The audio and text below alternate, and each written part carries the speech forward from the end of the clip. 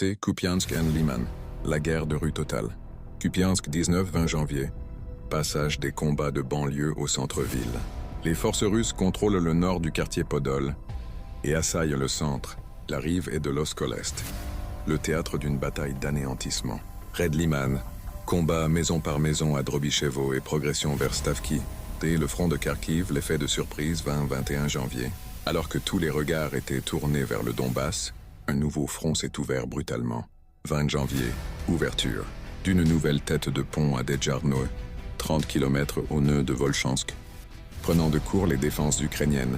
21 janvier, l'accélération. Avancée rapide de 3 km vers le sud en direction de Zemlyanki. Combat pour Kruglo et Nesterno. La frappe Iskander. Destruction d'une division entière d'artillerie et de missiles ukrainiens dans la région.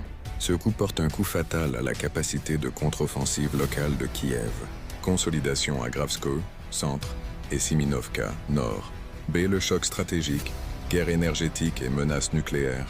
La caractéristique dominante de cette semaine n'est pas seulement territoriale, mais systémique. La Russie a lancé une campagne de saturation visant à priver l'Ukraine de son énergie et de sa sécurité nucléaire.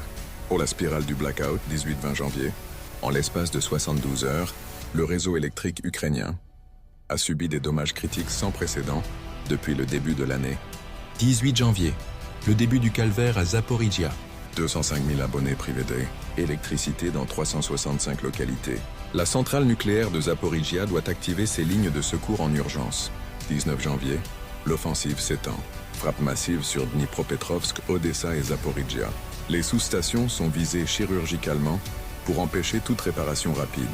20 janvier, le point de non-retour. Une vague combinée de 34 missiles et plus des 300 drones frappe 12 régions. Tchernobyl dans le noir total. L'AIEA confirme la perte de toute alimentation externe. Le site repose sur des générateurs diesel. Une situation extrêmement précaire. Rivne menacée. Une ligne principale endommagée. Donetsk paralysé. 650 000 civils sans électricité. La chute des boucliers occidentaux. Parallèlement aux frappes énergétiques, la défense aérienne ukrainienne a été aveuglée. 20 janvier. Destruction confirmée d'une batterie. Patriot et d'un lanceur HIMARS dans la région de Dnipropetrovsk. Conséquence, cette perte de capacité de interception a probablement facilité les frappes massives des jours suivants sur Kharkiv et le réseau ferré. C'est la guerre des drones et la défense aérienne.